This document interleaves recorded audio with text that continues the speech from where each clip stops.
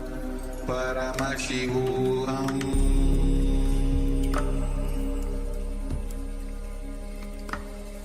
Om Nityananda Paramashivoham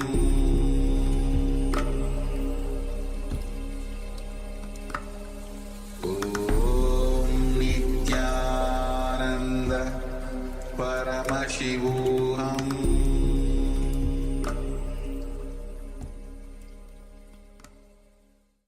Now, slowly return to your physical body. Start to wiggle your fingers and toes. Rotate your wrists and your ankles. Move your arms and legs. Pull your knees up towards your chest. And circle your legs with your arms. Squeeze your body into a ball and rock it from side to side. Slowly return to a comfortable seated position.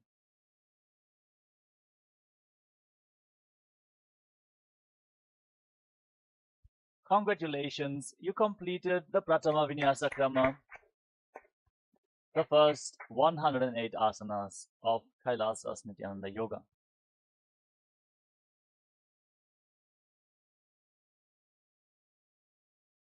With this, let us now get ready.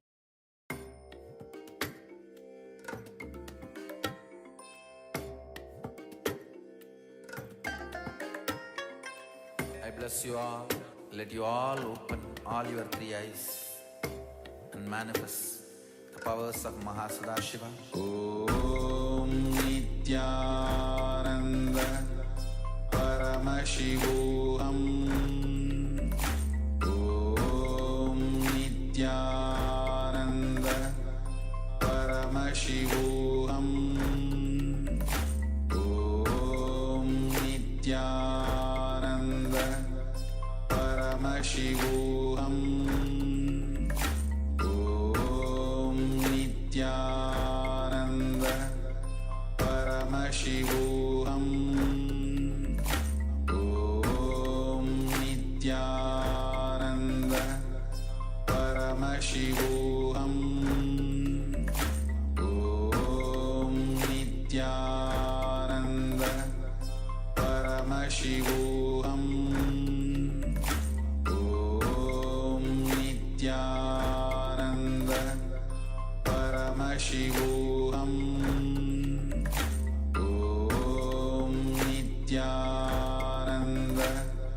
Paramashivoham Om Nityananda Paramashivoham.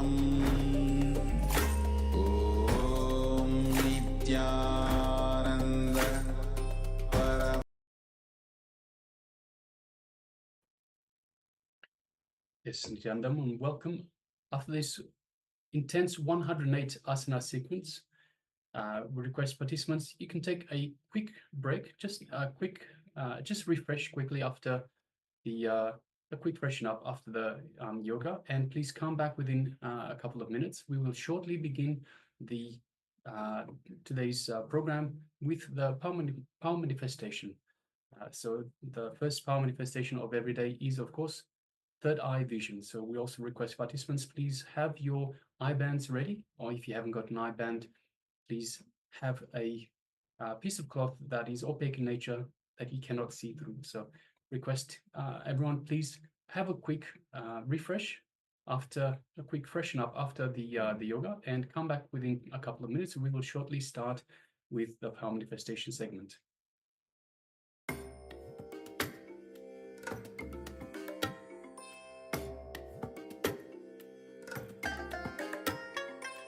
I bless you all. Let you all open all your three eyes and manifest the powers of Mahasada Shiva. Om Nityananda Paramashivoham Om Nityananda Paramashivoham Om Nityananda Paramashivoham Om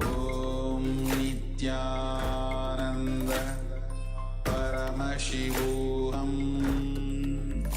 Om Nityananda Paramashivoham Om Nityananda Paramashivoham Om Nityananda Paramashivoham Om Nityananda Paramashivoham Om Nityananda Paramashivoham Om Nityananda Paramashivoham Om Nityananda Paramashivoham Om Nityananda Paramashivoham Om Nityananda Paramashivoham Om Nityananda Paramashivoham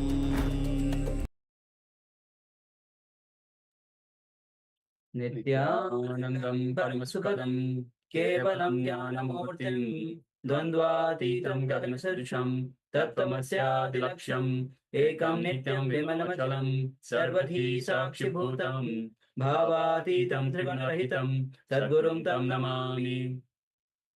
Yes, Nityanand, all of you, and welcome to today's day 10 of Paramashivoham Level-1. And it's a gift that all of us are here, and it's an opportunity and grace of Swamiji that all of us are here and receiving all the gifts that Swamiji is giving to the whole world. And we being a part of it is the wonderful opportunity, starting with the yoga that we have just performed 100 asana sequence, Pratham Vinyasa Krama. So Swamiji says that moment you get initiated, even the initiation when you have through yoga, you will have the different level of experience itself through the yoga. So, and Swamiji when initiates, even people in the participants in the past have shared that just through the initiation they are able to have the breakthrough that they never had in their life.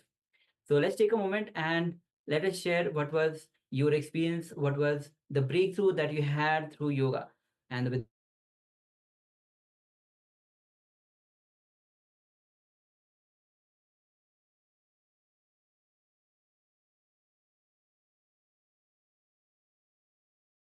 your breakthrough, your experience of yoga, how you experience.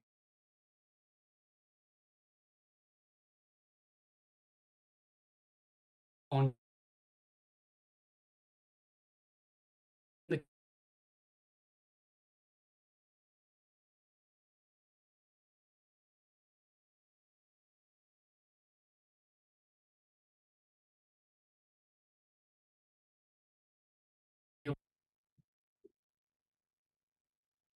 Yes.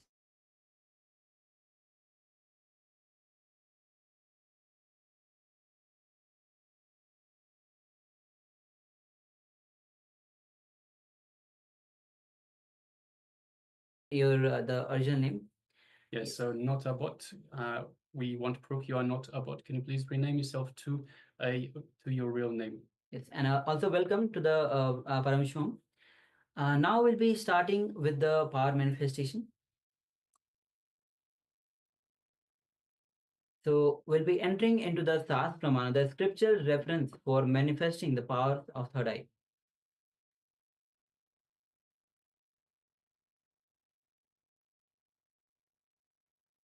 Meanwhile, you can get ready with the blindfold.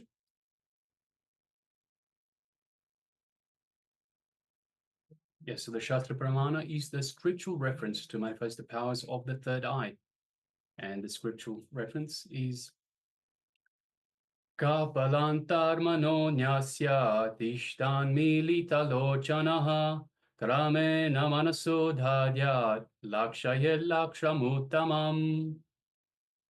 The translation of this beautiful verse is by fixing the mind on the inner space within the crown center, And sitting stably without any movement, having the eyes closed in succession, by that stability of the mind and inner space, through the power of the third eye, one directly sees the ultimate goal, Lakshyam, by having the vision beyond the sight.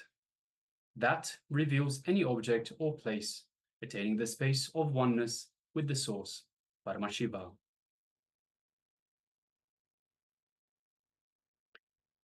All right, so now requesting all participants, please make sure that you have your eye bands on. Let us put on the eye bands. So just take a moment. Matash, we're about to start with the power manifestation. Requesting everyone to please put on their eye bands.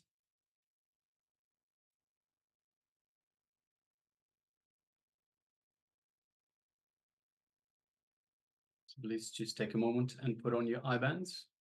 If you haven't got an eye band, you can use any piece of cloth that is opaque in nature, such that you cannot see through this cloth, and also that light doesn't come into your eyes. If light comes into your eyes, then your mind will start playing tricks. All right, so let us sit comfortably with head, neck, and spine in a straight line.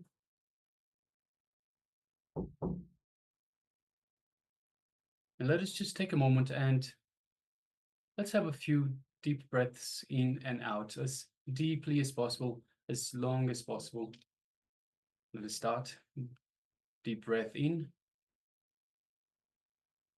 and deep breath out.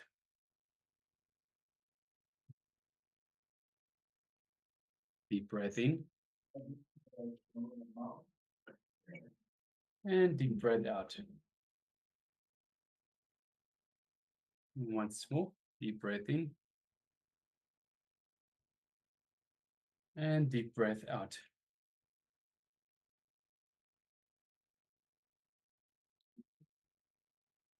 Now let us sit comfortably and unclutch from anything external, anything of the outside world, about the people, the noises outside. Unclutch from any worries, any thoughts, any distractions of the mind. Let us just unclutch. Just become a witness, but don't get engaged. Whatever the distraction might pop up into your mind, just be an observer, be a witness. Don't get entangled, don't get involved in it. Just understand it's a disturbance and let it go back down. Unclutch again and again, continuously coming back to the space of unclutching.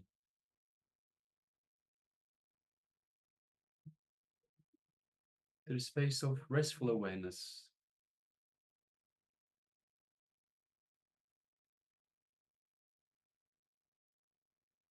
Now let us shift our gaze to the inner space, our Ananda Gandha, just below the heart center, and visualize Swamiji in our inner space. Just a mere remembrance of the Master in our inner space invokes Swamiji in the Ananda Gandha.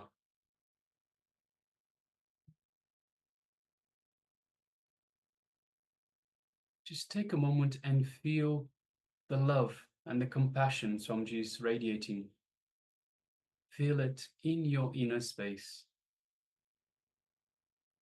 and overflowing throughout your body.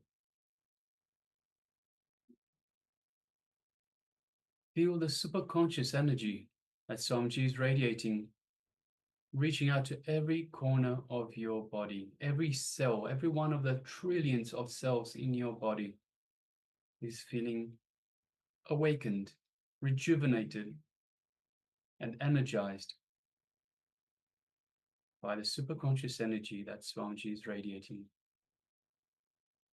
Just take a moment and send that energy to every corner of your body, reaching out to every cell.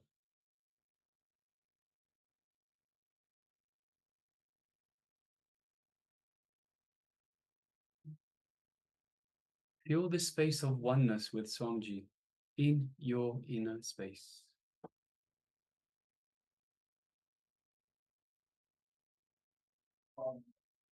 Now let us move our gaze gently to the third eye.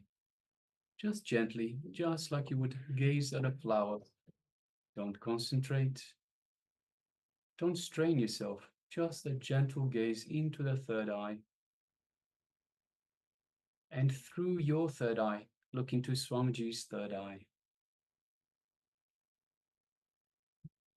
Thus creating a cord of energy, a connection to Swamiji's third eye. And as you do so, feel a buzz in your third eye, buzz of energy, your third eye buzzing with excitement, being awakened, activated. Just take a moment and feel this energy in your third eye. Once again, don't strain, don't concentrate, just let it sit there.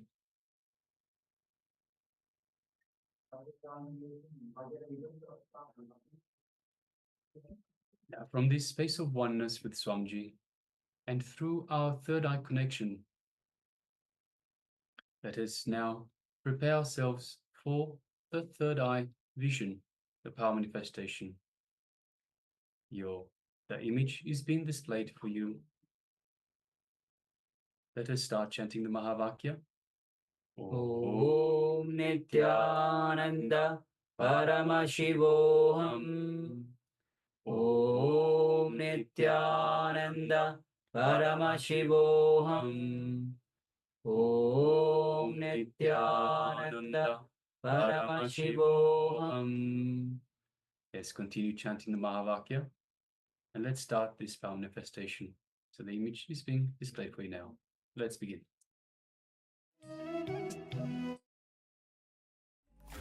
Om Nityananda Paramashivoham.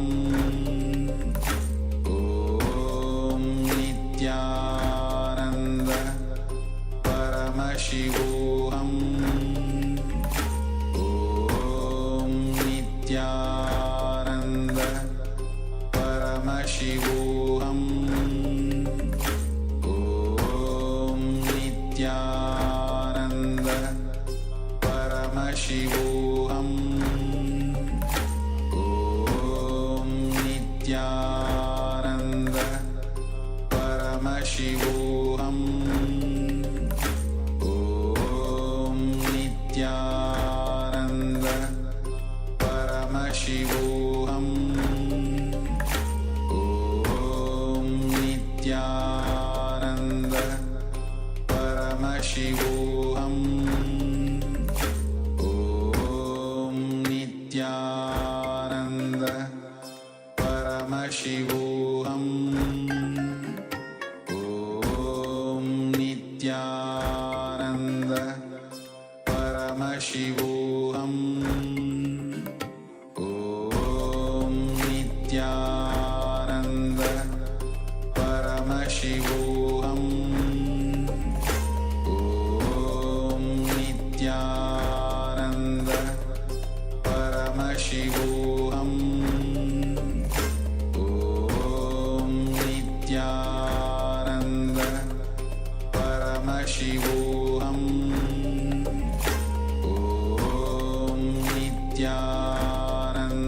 Nityananda Paramashivoham. Om Nityananda Paramashivoham. Om Nityananda Paramashivoham. Om Nityananda Paramashivoham. Om Nityananda Paramashivoham. Om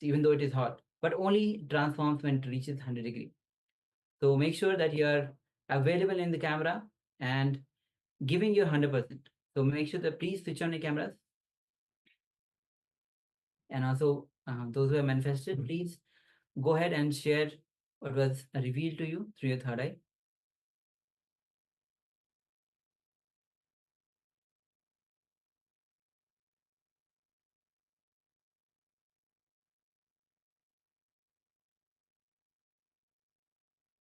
Yes.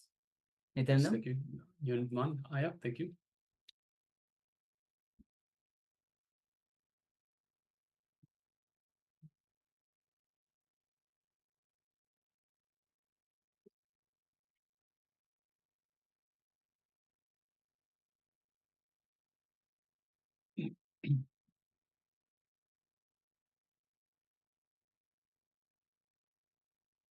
All right.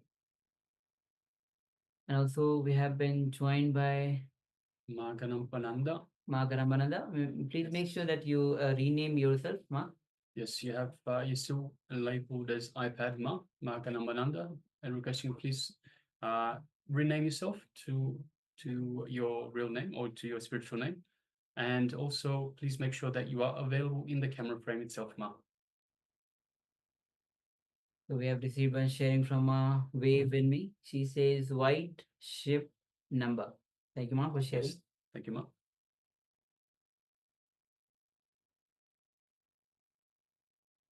All right, so let's now move to the verification. We'll be projecting the image.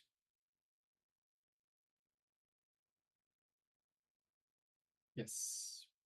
And Ma Wei Wenmei also says tree. Yes, Ma. So we definitely have trees. So you can see it's a very nice image of somewhere in the countryside. Could perhaps be somewhere in Africa. We have a roof that is made out of straw by the looks of things. We have the house itself that's made of wood. We have some glass windows. We can see a lot of trees around. We can see a red earth, red ground. Yes. And of course, we see the sky. It's a light blue sky. And sometime during the middle of the day, you can see the shadows are very, very close to being vertical. All right. So yes, thank you, Ma Wave in Me, for Yes. manifesting and sharing. So make sure that other participants also get involved and start sharing and also be available in the camera. Yes. All right. So now we'll be moving on to the next round of this power manifestation. So take a moment again. You can close your eyes and cover your eyes with a blindfold or the piece of cloth. Make sure the light doesn't fall on your two eyes.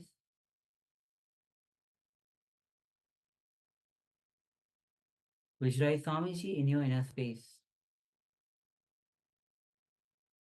His overflowing energy is filling your all trillions of cells, filling with joy, bliss, radiating his love and compassion.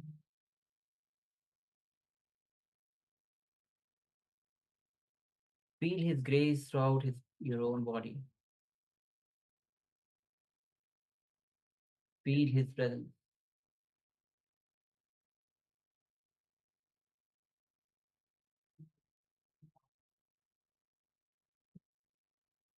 Now, slowly bring your awareness to the third eye.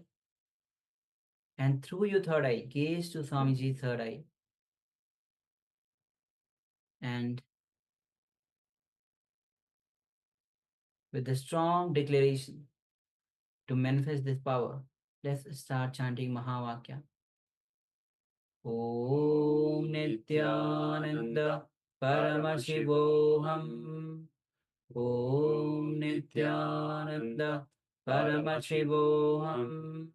Om Nityananda Paramashivoham.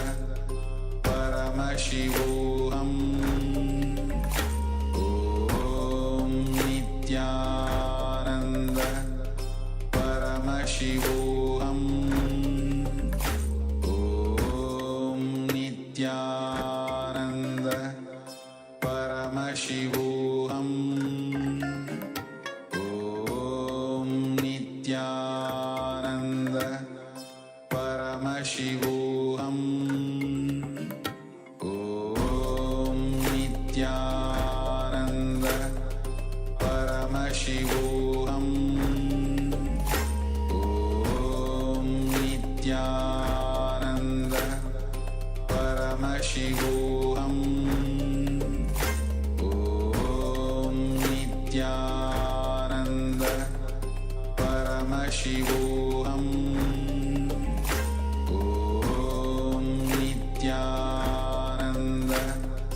परमशिवोऽहम् ॐ नित्यानन्द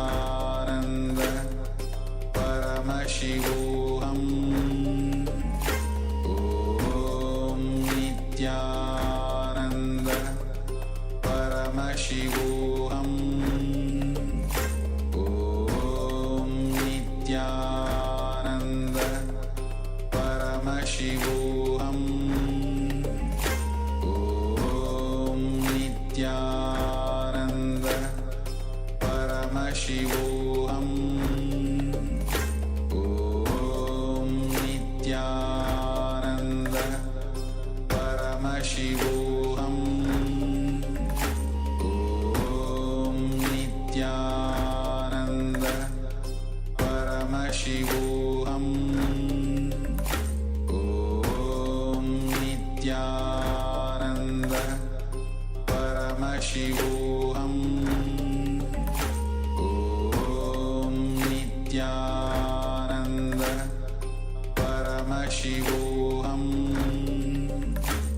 ॐ नित्यानन्द परमशिवोऽहम् ॐ नित्यानन्द परमशिवोऽहम् ॐ नित्यानन्द परमशिवोऽहम् ॐ नित्यानन्द परमशिवोऽहम् ॐ Nityanand.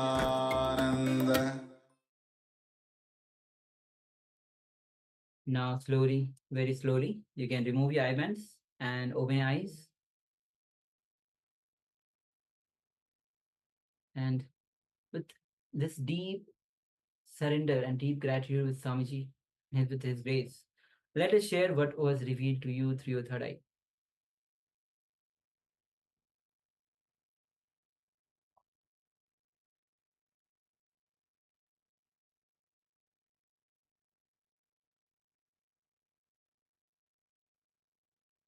And once again, request participants, please switch on your cameras and also rename yourself to your actual name or your spiritual name if you have one. So we have Matash VB. Can you rename yourself, please? To so you're displaying is just a number. Also, Ma Ganambananda, you're displaying as iPad. You could please rename yourself, and also the participant that is labeled not a bot. Can you please rename yourself to your real name or your spiritual name if you have one?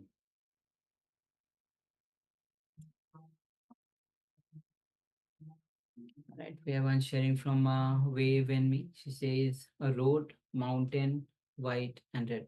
Thank you, Ma, for sharing. Yes, thank you for sharing, Ma.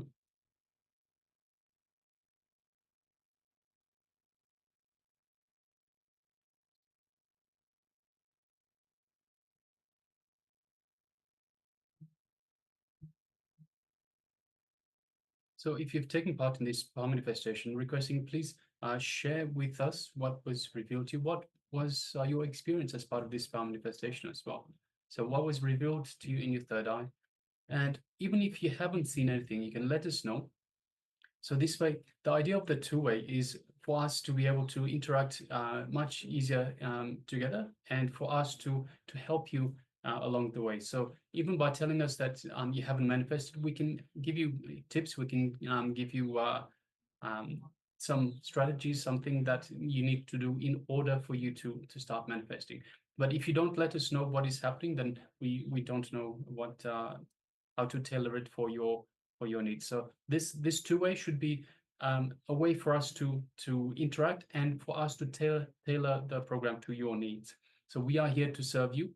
And in order for us to serve you, we need to know what the issues you are facing, so that way we can address them. And we will address every issue that that you face, every issue that you address. And of course, you can let us know if there are things that aren't of public nature that you wish to tell us in private. You can use the private chat as well, so the direct message instead of in the public domain.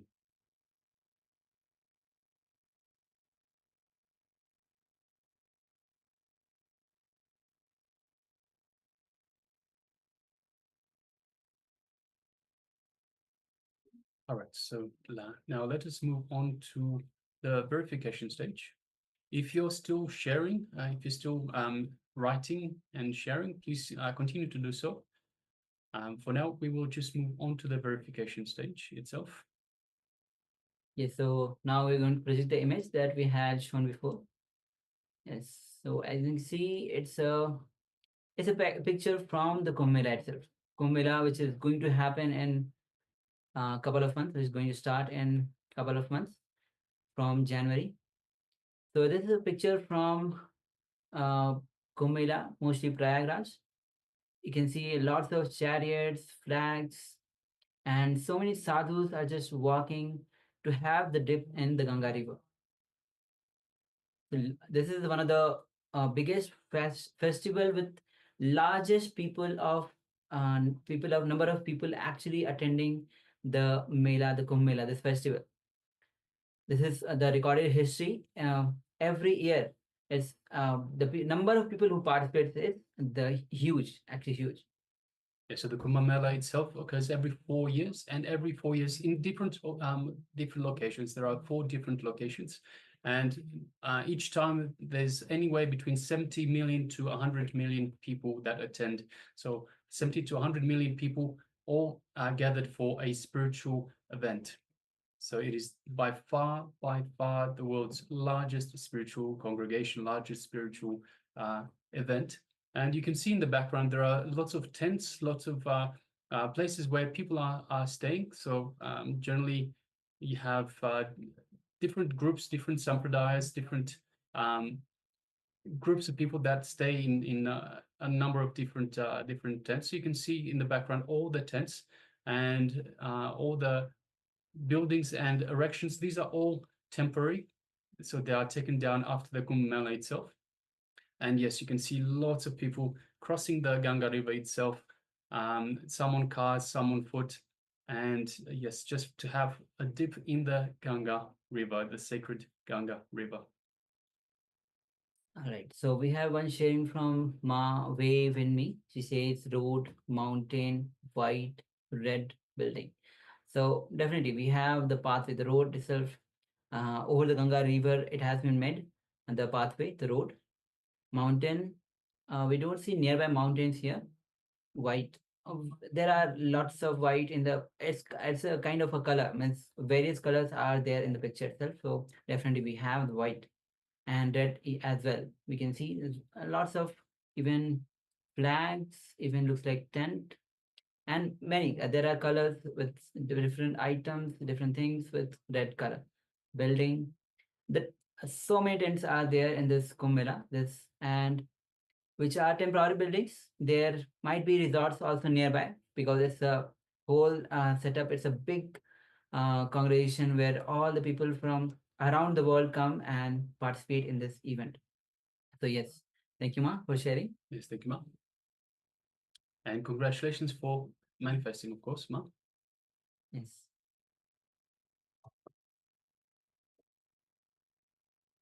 All right, so next, let us move into the program itself. So the first, of course, the program starts very early with the yoga. So we have 1 hour yoga, Pratama Vinyasa Krama. And after that, we just had the power manifestation. And now let us move into the program for today. So the specific program for today, which is, we have the deity that's Kalyana Sundaramurti. And the program for today is... All right, so program for the today is Science of Enlightened Conflict Management to live Advaita. and the deity is Kalyana Sundar Murti. So there will be sessions, especially because it's Kalyana Sundar Murti, where it's a marriage ceremony where that form of Shiva, where he was getting married, that form, that action is called as Kalyana Sundar Murti.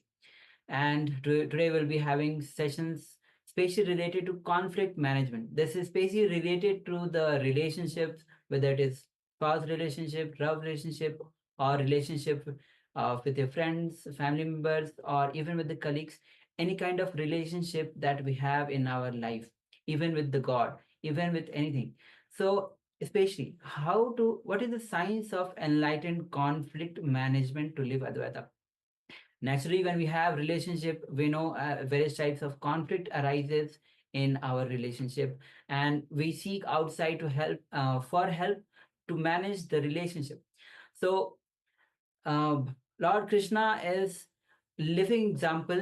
Swamiji, as we go throughout the sessions, Swamiji will be revealing from Bhagavad Gita, where Lord Krishna is a living example of science of enlightened conflict management. Not only his life he lived enlightened life, he showed the way through his life to live conflict management, science of enlightened conflict management, life to live Advaita.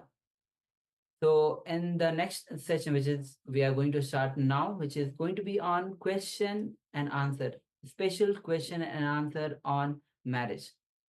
So these are the questions that have been asked from the participants, especially related to the conflicts in the relationship and how to manage the relationships. And also we'll be getting to more about this into this by this revelation in this question answer session. Yeah, so this is a very short segment. So requesting everyone, let us come to the space of listening. And as we hear from the Supreme Pontiff of Hinduism, from past participants' questions, as the Supreme Pontiff of Hinduism answers these questions on marriage.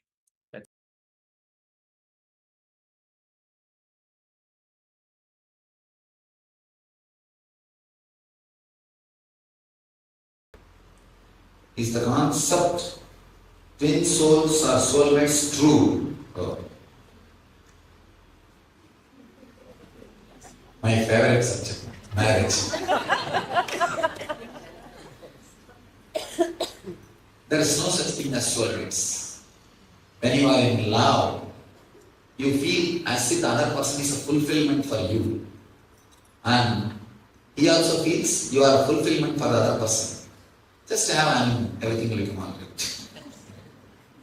I always tell people, love is blind, marriage is eye opener.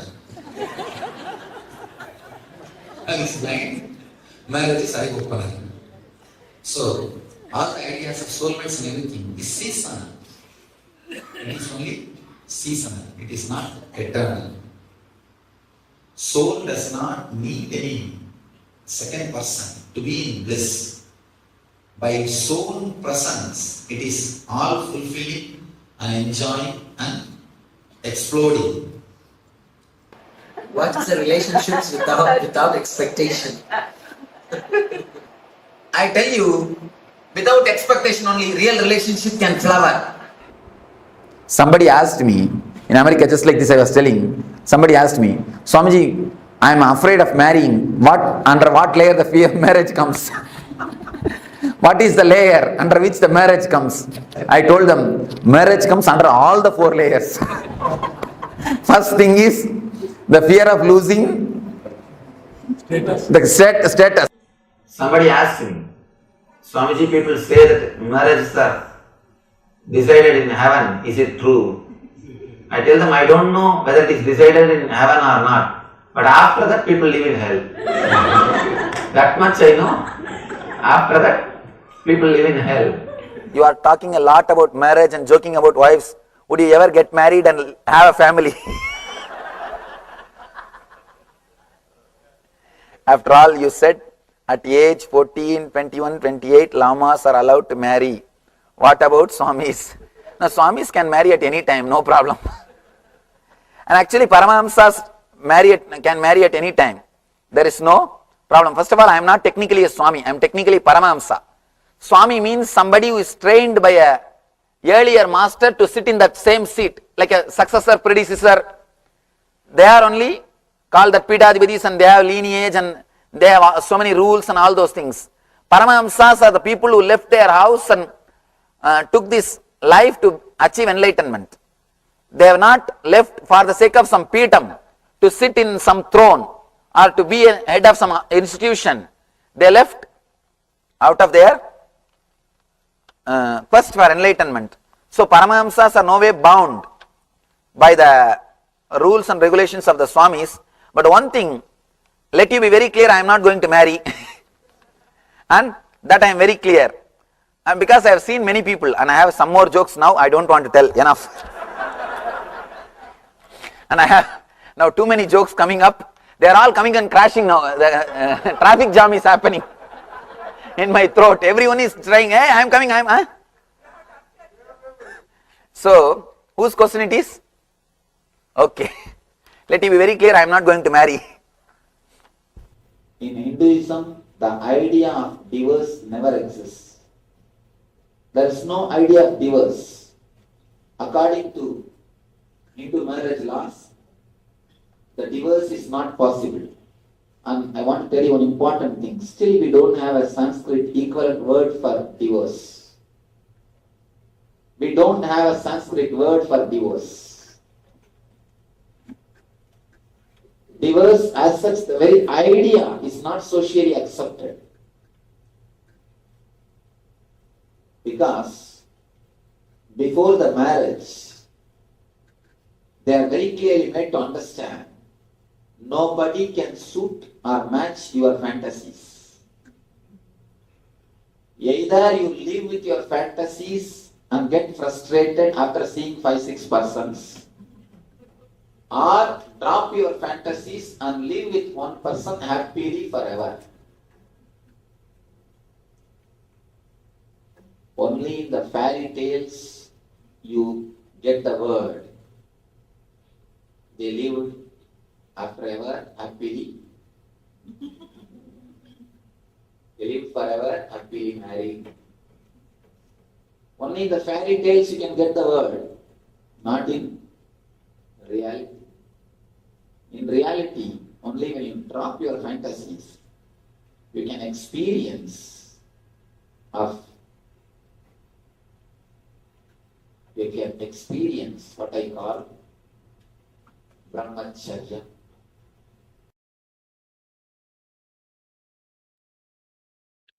Yes, so that was a very short introduction, short Q&A by the Supreme Pontiff of Hinduism on marriage, questions that past participants have had on marriage. Now let us move on to the next segment, which is another Jnana video, another segment where Swamiji will be revealing on love is your way of life. Love is your very life. So Very life. Swamiji will be revealing on this session, the next session which we are about to enter. How love is your very life. Swamiji actually says that you can start radiating love only when you are in that space of ultimate ecstasy. From that pure space of oneness, the love start radiating. Otherwise, any love that we feel or we see or what we experience is not love. So how to enter into that pure space of love and how to radiate that love? Let's enter into this revelation with Swamiji.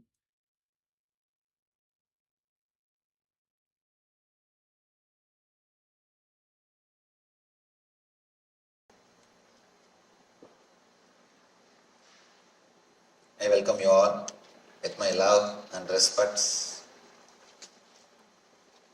Love is your very life.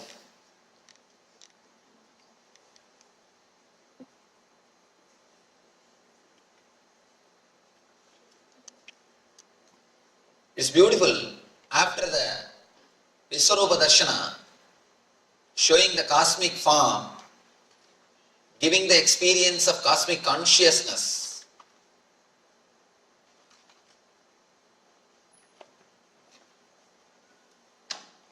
Krishna speaks about bhakti, love. Usually people think after bhakti comes spiritual experience. But I tell you the truth. After spiritual experience comes bhakti. Never a real bhakti can happen to you before spiritual experience. East always believes first spiritual experience, then social service. But Western religions believe social service will lead to spiritual experience. No. Never. Only a person who had the experience of every being as part of cosmic consciousness can really radiate love. Only he can know what is love. Nobody else can know what is love. Others can think they love or act as if they love. Be very clear. There are so many people who act as if they love. Sometimes by acting, they start thinking that they are loving. Never you can love by acting. Love is supposed to flow from your very being. It happens only when you experience the cosmic consciousness, spiritual experience. It is so nice. Krishna puts the whole thing step by step.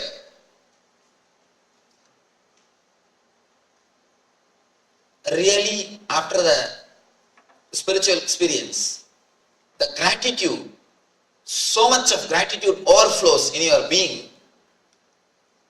So much of love overflows in your being. You start radiating it.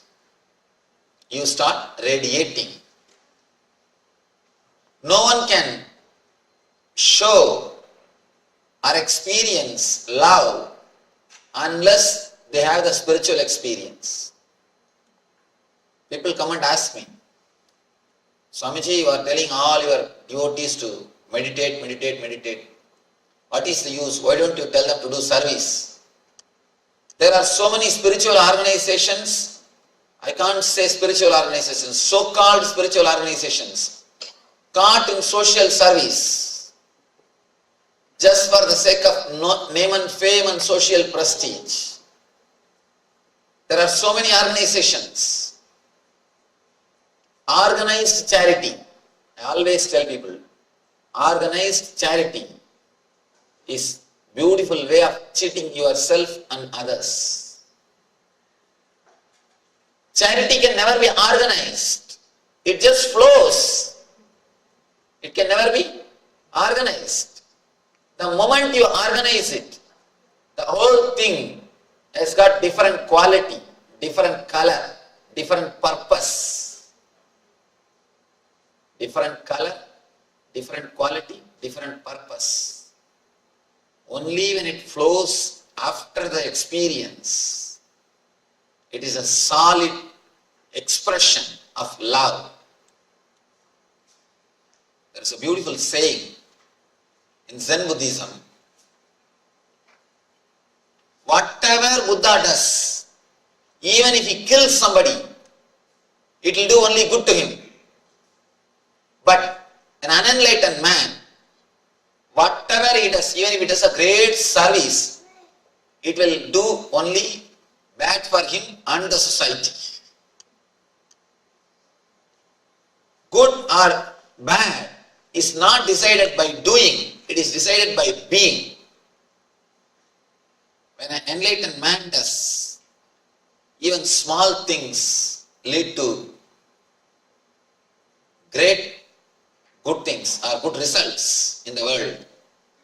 When unenlightened people do, even a great truths lead to misery and destruction. See, a simple word uttered by Buddha, watch your breath, or observe, witness your inhaling and exhaling. Simple truth, discovered by Buddha. Thousands of people have become enlightened through this Vipassana meditation. The simple one technique, Vipassana, thousands of people have become enlightened. When Buddha utters even ordinary truth, even ordinary simple truth leads thousands of people to higher consciousness. If an unenlightened person discovers even a great truth leads to destruction. See the atomic bomb. Great truth, the theory of relativity. Great truth. But when it comes out from unenlightened mind, it always leads to destruction. Important thing. I was just reading a statistics report in a magazine. They say all the governments, all the countries in the world have got enough of atomic weapons which can burn planet Earth 700 times. Not once or twice. Once burning the planet Earth is enough. The atomic weapons they have stored, they have piled, can destroy planet Earth 700 times. Any single person with sadistic attitude, if he goes and sits in the seat or if he gets the power, the whole humanity is in danger. We have everything ready. Just somebody has to come and press the button. He should be mad enough, should be sadistic enough to press the button. The global suicide will happen. So much of atomic weapons are piled. See, it's a great truth. The theory of relativity is such a great truth, but expressed from unenlightened mind. So naturally it leads to destruction. Deed or word by themselves don't do good or bad. It does good or bad based on the consciousness from which it emits. Based on the consciousness from which it expresses. Only after the experience you feel the gratitude. It's your solid experience that every living being is God. You start radiating love. Your very being becomes love. Krishna starts the Bhakti Yoga after Visurupa Darshana Yoga. After that experience, he starts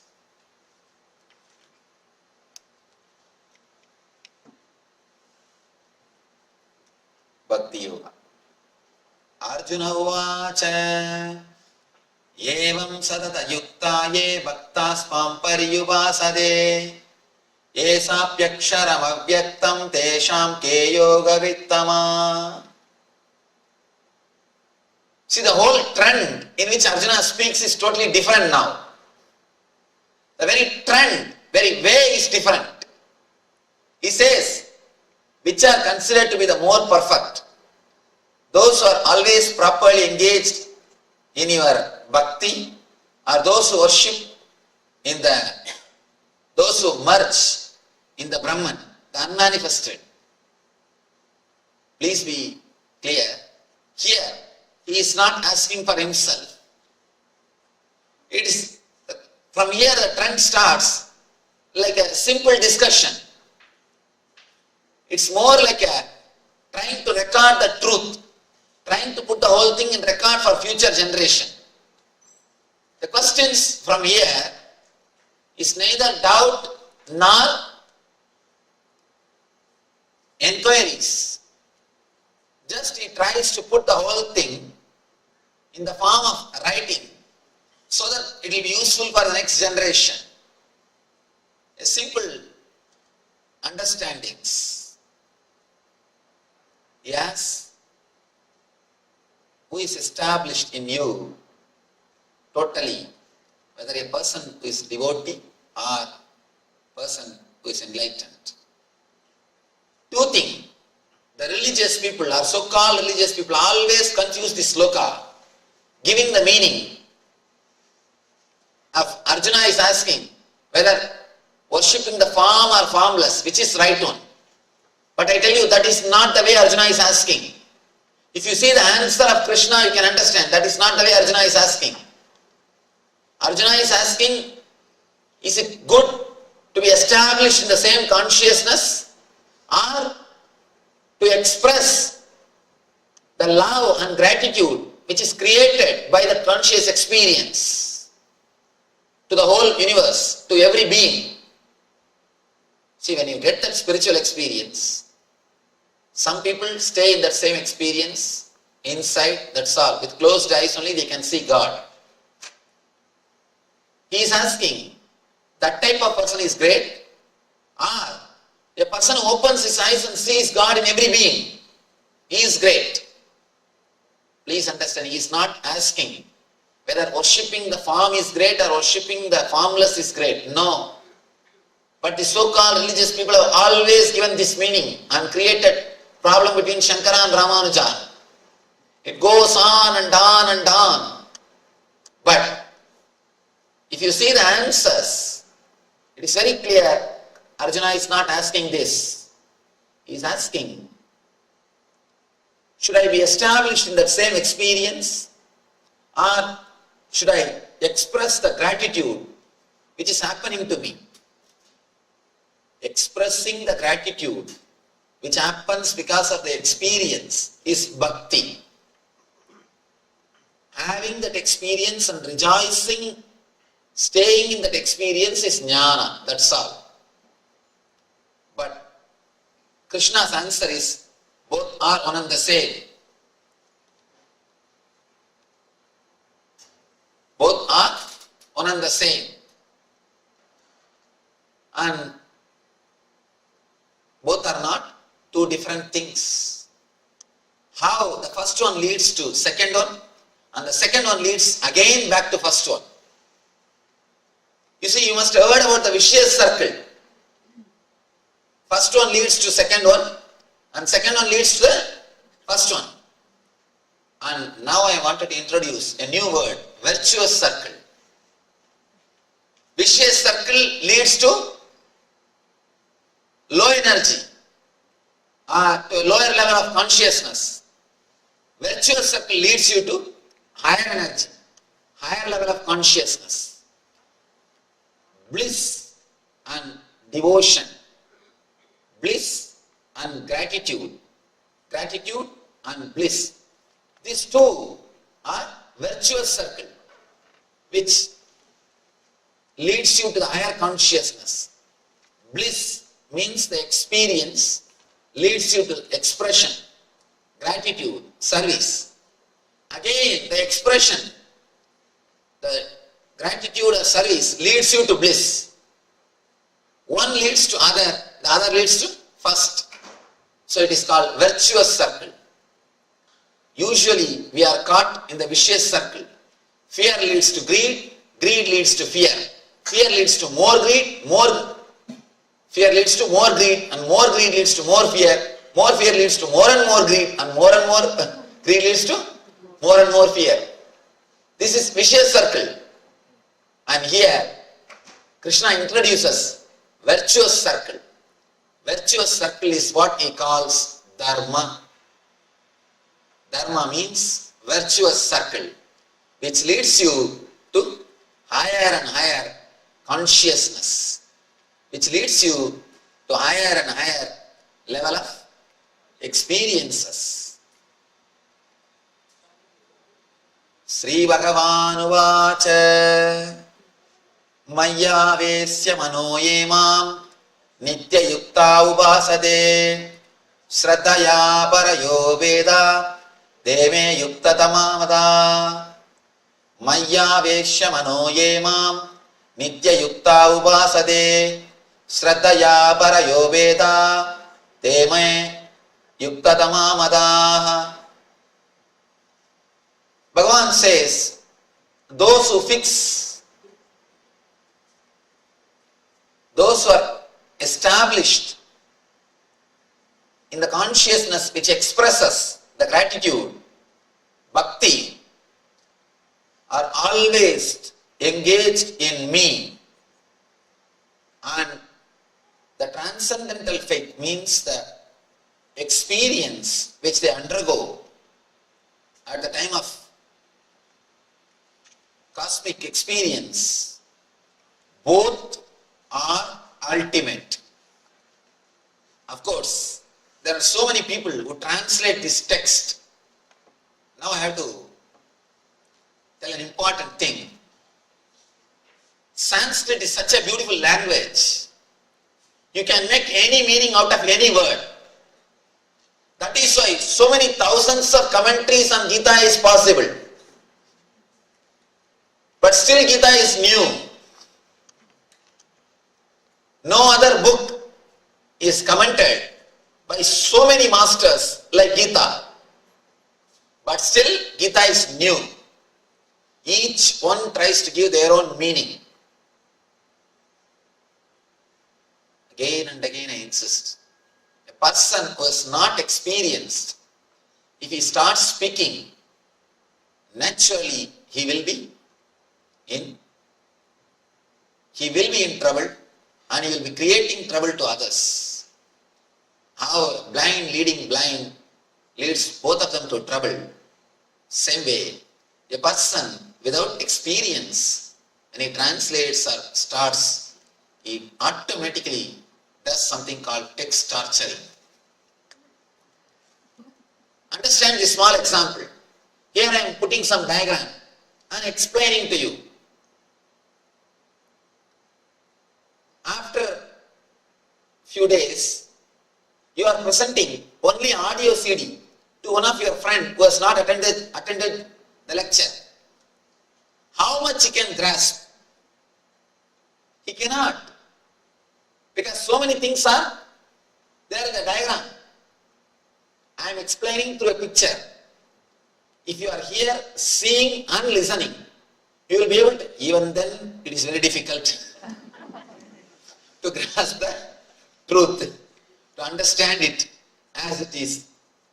And if you are just giving an audio CD to some friend who has not come, who has not attended the program, how much he will be able to understand? Same way. And if he tries to understand and he wants to give a lecture on this subject to somebody else, how much it will be original? Same way. Person who has not seen, just got the audio recording, only the book. Bhagavad Gita is just audio recording. Transcription of audio recording. It is not even audio recording. If you just hear audio recording, at least you can understand few more things by the voice modulation. Here even voice modulation is not there. It's a transcription of audio recording. How much can you translate or interpret? That's the reason Vivekananda again and again emphasizes, don't read or listen anything which is expressed by a person who has not personally experienced. First thing he says, first thing, don't bother what he is speaking, bother first about who is speaking. He emphasizes on the personal experience. Here Bhagavan says, Maya Veshya Mano Emam Nitya Yukta Vasade Sraddhaya Parayo Veda Deme Yukta Tamamata. Those who express their experience as devotion, see that word upasate, upasana. The word upasana can be translated in many ways. When you see the divine in everybody, whatever you do is upasana. When you see the divine in everybody, whatever you do is upasana. Please be very clear. When you don't see the divine in everybody, you can't see divine in any statue or in any master. First be very clear. If you don't see divine in living beings, you can't see divine in a God or in a guru. Somebody goes to Ramanuja. Ramanuja is a great master.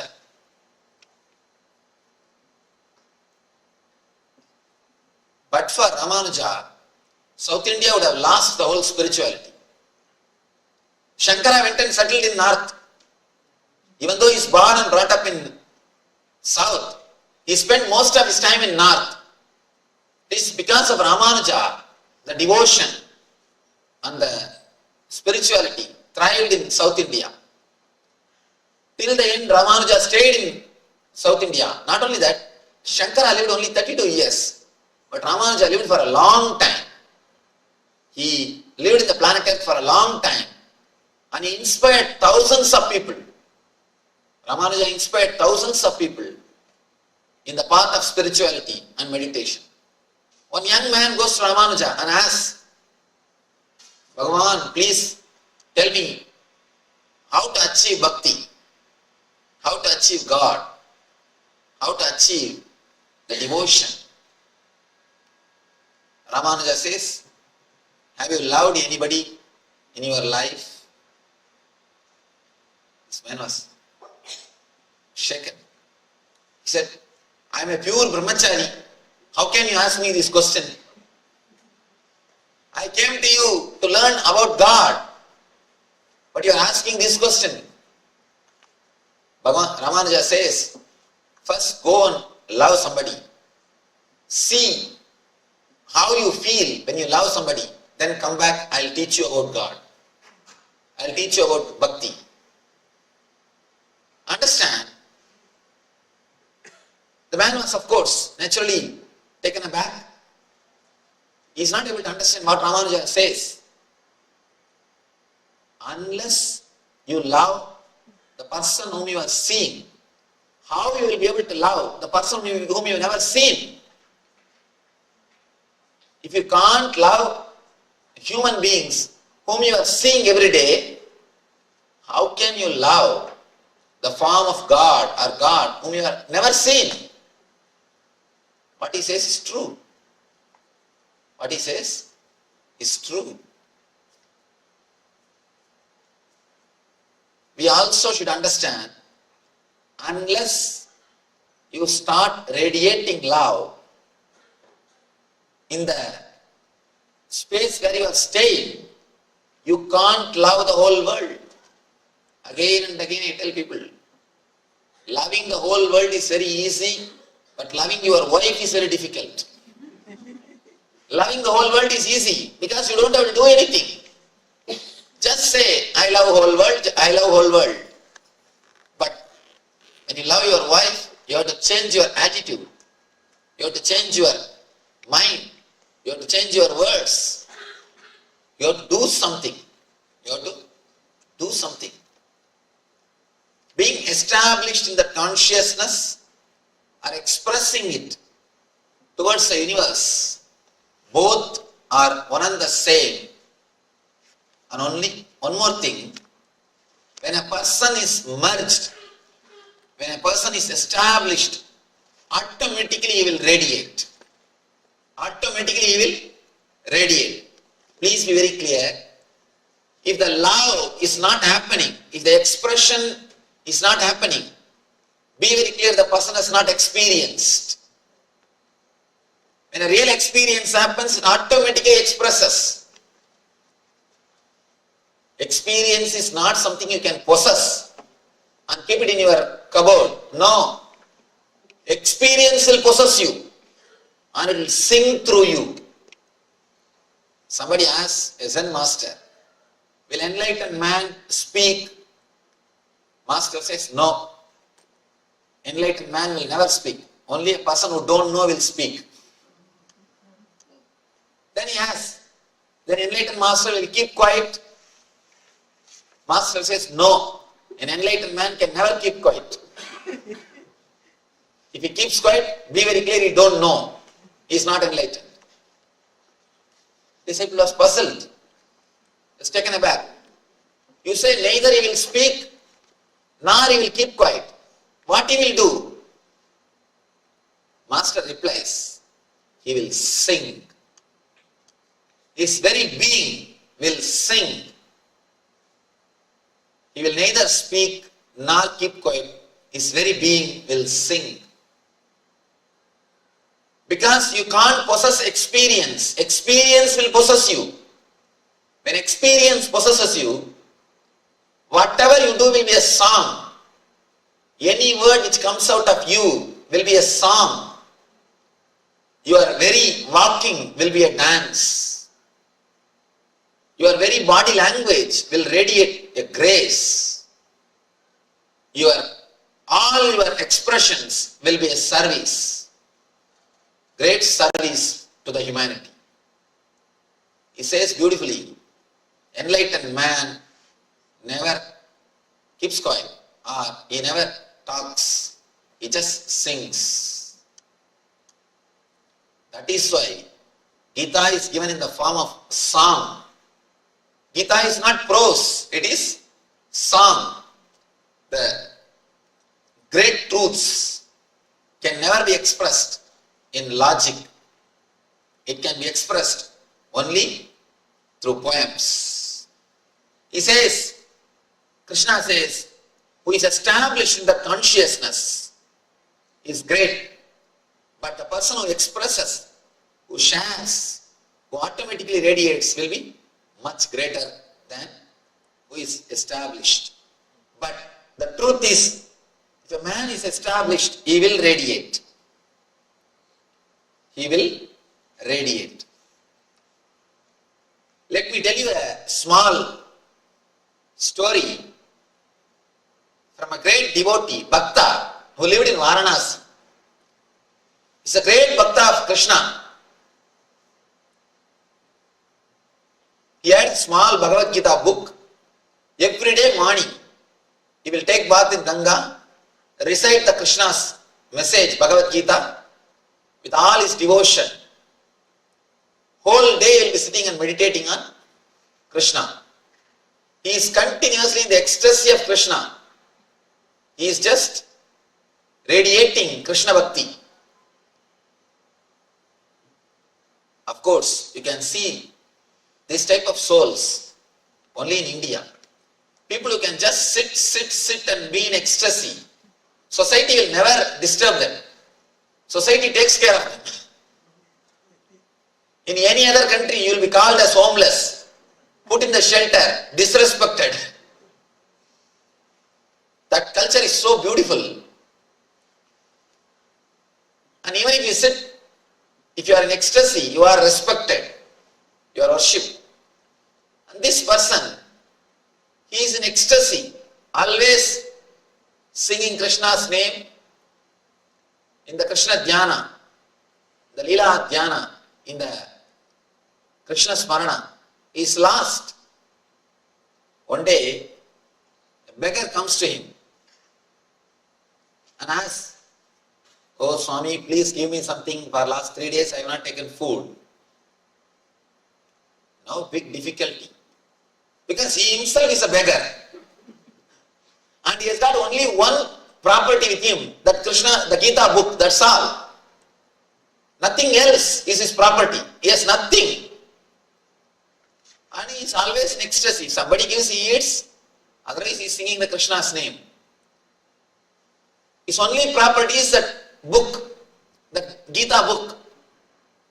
And this guy comes and asks, "I have not taken food for last 3 days, please give me something." He feels very bad and he looks this side and that side, nothing is there. Only one thing is there, that is Bhagavad Gita, which is preserved or worships for last so many years. That's the only property that is almost like a god for him. That's everything for him. Nothing else is his property. Suddenly, he gathers courage and takes that book. Tells that beggar, "You see, I have nothing. To tell you honestly, I have only this book. But I can tell you one thing. If you go inside the city and tell this book is my property and auction it, surely people will buy. There are so many people who respect me. Some way they feel devoted to me. So Krishna's blessing is there. Just go to the market and auction this book. Say that this book is my book. Surely people will buy, giving money, and take that money and eat and fulfill yourself. Be happy. And gives that book. Beggar just takes the book and goes away. Next day morning, when he is supposed to chant the Gita, he says, "Oh Krishna, I have given away your words to keep your word."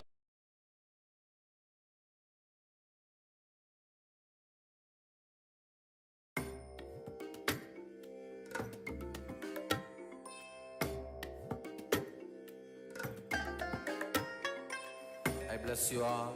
Let you all open all your three eyes and manifest the powers of Mahasudashiva. Om Nityananda Paramashivoham.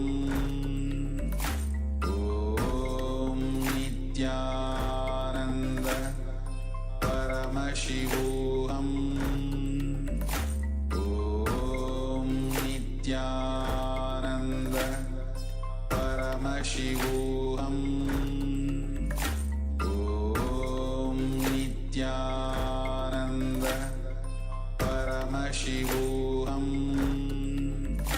Om Nityananda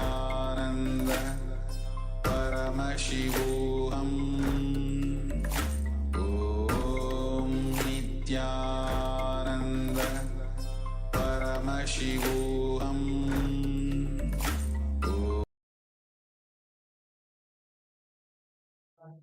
All right. So Nityananda Mal. So that was a revelation on love is your very life by Swamiji. Swamiji said that only when you have had the spiritual experience, you will know what love is. Other than anything you experience, apart from that space, anything below is not love. And Swami says how this whole tradition of bhakti, the bhakti and love that originates, like especially he talks about Ramanuja, when Shankara was especially having his moment, especially he was in the north, but Ramanuja, he created the whole movement of bhakti, revolution in the south part of India. So whole revolution, whole love from arises, the whole essence arises from that space of enlightenment. Yes, and now we'd like to welcome some of participants that have just recently joined us. We have Ma Kaylee Wang. Welcome, Ma. Nityanandam. We have Ma Nitya Shulini Durga. Yes, Nityananda. Xiao Hong. Yes, Nityanandam. We also have Ma Lizzie Wang. Nityanandam. And Ma Anupama has also joined us, Nityananda. And also we have Ma Hung Mui Long. So welcome. Yes. All right. So with this, we will be entering into the next topic, which is going to be on the detox. And today, the detox is on herbal tea.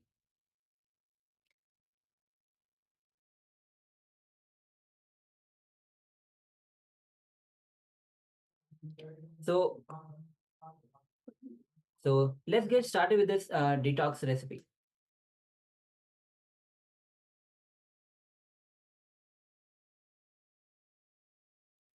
All right.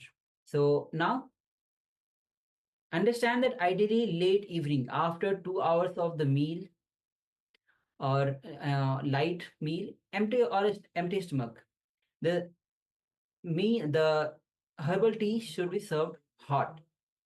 This is one of the recipe that is there and from Ayurveda. So preparation time maybe around 5 minutes, and the serving size is just one of the recipe. You can modify accordingly. So we'll be projecting the slide so that you can have a reference for this. This is for the herbal tea.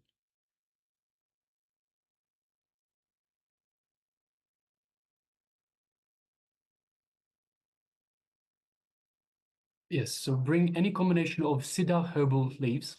So it can be Adimaduram, which is licorice, can be Kasilankani, which is false daisy, punangani, karpuravali, or mango leaves, or even tulsi leaves. So all of these, any one of these, you can have with 1 glass of water. So you boil these in water, any one of these. Then you filter and serve with honey or organic jaggery, as you prefer in terms of sweetener, in terms of how sweet you want it. And finally, add a few drops of lemon juice. And of course, a warning as such, diabetic patients, please avoid jaggery or any other artificial sweetener. So you can have honey, but avoid jaggery or any other artificial sweetener.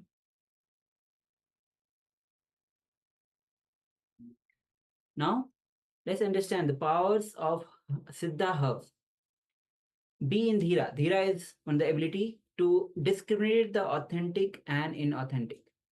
So these are the powers that you get by this Siddha herbs. Next is you build immunity. So where this herb act as an aushadha, where you build immunity.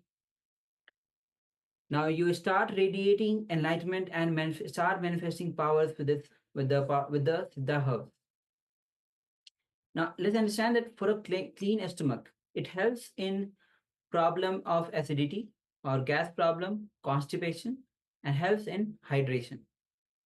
It also cleanses, it gives a clean, straight vision. Eyes will not flutter too much, bright and fresh. And it also helps in overcoming tiredness and when you are feeling sleepy. So Siddha herbs are never addictive or causes any addictions.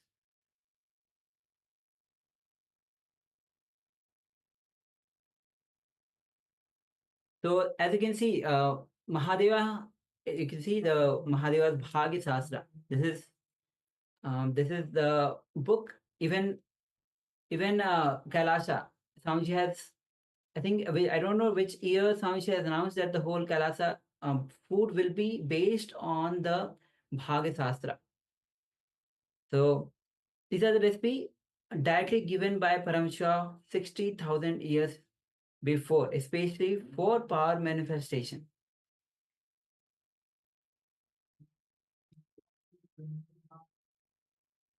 So the whole approach is to have the power manifestation and the lifestyle of enlightenment. And you can see the Nityananda Yoga. Swamiji has revived this Nityananda Yoga, and the whole effort is to manifest the state, space, and powers and glory of Paramashiva. So all of us are doing 108 asana sequence every day for Paramashivoham level 1. So all these process, whether it is herbal tea, whether Bhagasastra, the recipe for the food, or the Nityananda Yoga, the whole approach is to manifest the powers and live in the space of enlightenment. Yes, so all recipes, so everything in relation to detox, it is straight from the scriptures, straight from, so some will be from the Bhagavad Shastra, from the recipes that Paramashiva has shared as well. So yes. All right, so with this, we'll be moving on to the internalization exercise. It's more going to be the meditation as well. So only a person who has the experience of every being as a part of consciousness, cosmic consciousness, can radiate love. As Swamiji revealed that only when one has a spiritual experience, one can understand, one can radiate love. Before that, it's not possible. Good or bad is decided by doing. It's not decided by doing, but it is decided by being. And dharma is a means the virtuous cycle, which leads you to higher and higher consciousness, which leads you to higher and higher level of experiences. Yes, now let us enter into a meditation to feel the love overflowing in you. So requesting all participants, let us sit down comfortably. You can sit down by yourself and close your eyes.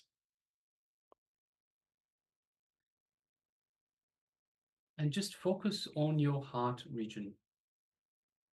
So sit comfortably by yourself and close your eyes and just focus on your heart region in the middle of your chest. Exclude everything else. Focus only on the heart.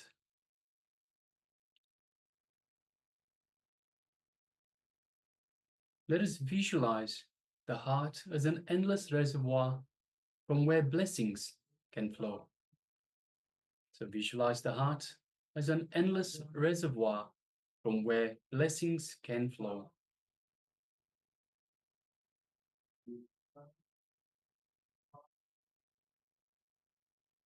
Feel every heartbeat deeply. Let every beat resound throughout your entire body.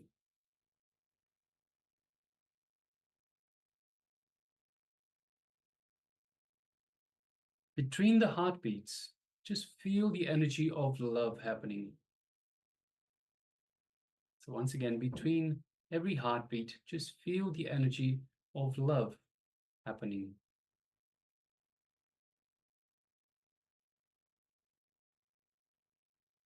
In the deepest parts of your body, mind, and soul, the love energy is waiting to be acknowledged.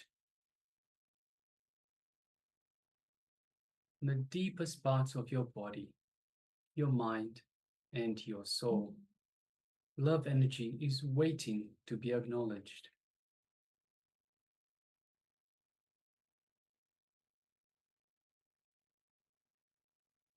Invite the love energy of the heart to flow and feel these deepest parts of your body, mind, and soul. Just invite the love energy to flow and fill these deepest parts of your body, mind, and soul. Let us continue.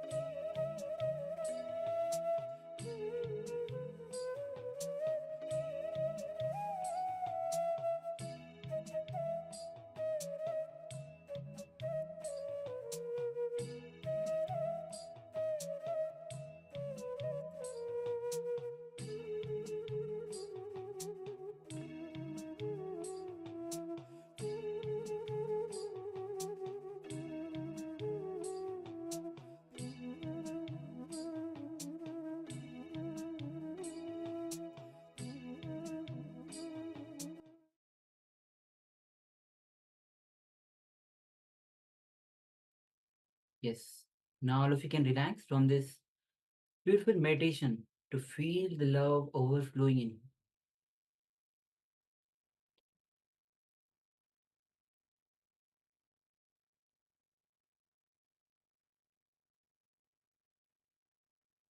So today we'll be manifesting the power of clairvoyance, mind reading.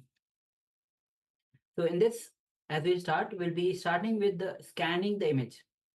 We acharyas ourselves will be looking at the image, thinking of the image, and even all the details of the image that we are looking at. And you have to scan our thought currents and share what was revealed to you when you scanned our thought currents. Yes.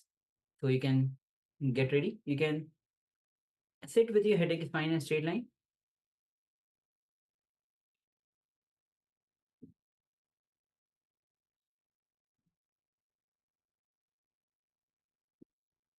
Yes, so let us let us just take a moment and relax. As we sit with the head, neck, and spine in a straight line, let us take a few deep breaths. Deep, long breaths. Let us breathe in and breathe out. Let us breathe in and breathe out. Breathe in and breathe out. Let us unclutch from anything the mind may throw at us, any thoughts, any worries, any restlessness, anything internal or external. So let us unclutch from everything, everything of the mind, everything happening outside or around us. Let us just unclutch from everything. Just become a witness. Don't get involved. Don't acknowledge the disturbance. Just be a witness. Just the way it comes up, watch it, observe it, let it go back down. We don't get involved and we don't interact and tangle with it. Just let it go back down. It's just the disturbance. Let us continuously come back to the space of unclutching again and again. Whenever something comes up, just unclutch. Now let us bring our gaze to the inner space, to the Ananda Gandha, just below the heart center.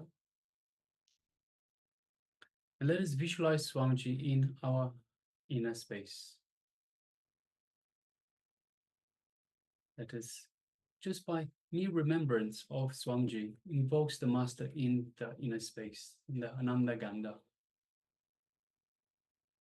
Let's just take a moment and feel Swamiji's love and compassion, his infinite grace radiating in our inner space.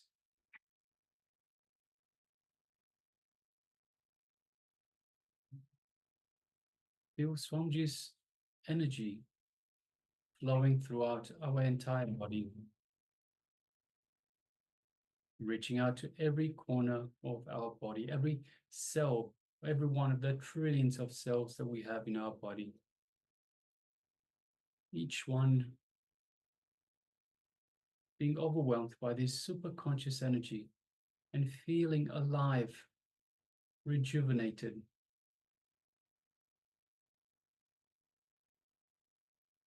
Just take a moment and feel this energy flow throughout your entire body. Just push it to every corner of your body, every cell in your body. Make sure it reaches out to every single cell.